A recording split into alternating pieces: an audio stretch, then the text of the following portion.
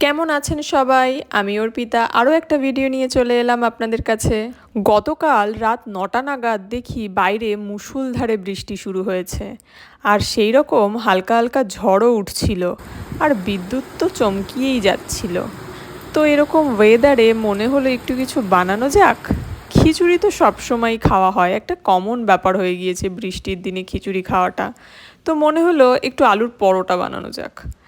অনেক দিন পর আজকে আবার আলুর পরোটা বানাবো। তো রান্নাঘরে সেই মতো চলে এসে আলুর পরোটার প্রিপারেশন শুরু করে দিলাম। ছোটোবেলায় দেখতাম বৃষ্টি হলেই কারেন্ট চলে যেত, সেই যে কারেন্ট যেত আর পরের দিন আসতো, সেই ব্যাপারগুলো কত ভালো ছিল। কারেন্ট চলে যাওয়া মানেই ছিল বাড়িতে আর পড়াশোনার কোনো বালাই নেই, সবাই কারেন্ট অফ, হেরিকেন জ্বালিয়ে বসে পড়ো, গল্প, বাইরে বৃষ্টি, সাথে খাওয়া দাওয়া, এই সমস্ত কিছু হতো। প্রেসারে আলুটাকে সেদ্ধ বসিয়ে দেওয়ার পরে আমি এখানে পরোটার জন্য ময়দা না নিয়ে আটা নিয়ে নিচ্ছি। তো আটাটাকে এবার ভালো করে মেখে নেব। এবার আলু মাখার জন্য মানে আলুর পুরের জন্য আমি এখানে একটা মশলা নিয়ে নিয়েছি। মশলাগুলো হচ্ছে গরম মশলা, জিরের গুঁড়ো, ধনের গুঁড়ো, চাট মশলা, একটুখানি সামান্য গোটা জিরে, 1 চামচ মতো কসুরি মেথি, আর 1 চামচ লঙ্কার গুঁড়ো, আর পরিমাণ মতো লবণ নিয়ে নিলেই হয়ে যাবে। আচ্ছা, আলু তো সেদ্ধ হয়ে গিয়েছে। আমি কি করেছিলাম, আলুটাকে ভালো করে গ্রেট করে নিয়েছিলাম যাতে আলু কোনো দানা না থাকে। আচ্ছা, এরপরে আমি এর মধ্যে মশলাটা মিশিয়ে নেব, যে মশলাটা আলাদা করে বাটিতে রেখে দিয়েছিলাম। এই মশলাটা মেশাবো আর ভালো করে মেখে নেব। আচ্ছা, মশলাটা দেওয়ার পর আমি কিছু পরিমাণ কাঁচা লঙ্কা দিয়েছিলাম টেস্টের জন্য, আর টেস্টের জন্য কিছুটা দিয়েছিলাম চিনি।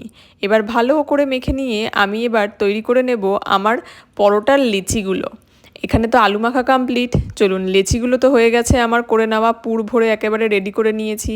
এবার বেলে কড়াইতে ভেজে নিলেই কমপ্লিট হয়ে যাবে আমাদের আলুর পরোটা। হ্যাঁ, ঘি দিয়ে ভাজতে হবে, নাহলে টেস্ট আসবে না আমার মনে হলো। চাইলে আপনারা সাদা তেলও ইউজ করতে পারেন। আচ্ছা, এরকম বৃষ্টির দিনে কে কে এরকম আলুর পরোটা প্রেফার করেন অবশ্যই আমাকে কমেন্টে জানাবেন। এটা ভাজা হতে হতে এই পরোটারই আর একটা জিনিস আপনাদের সাথে শেয়ার করি।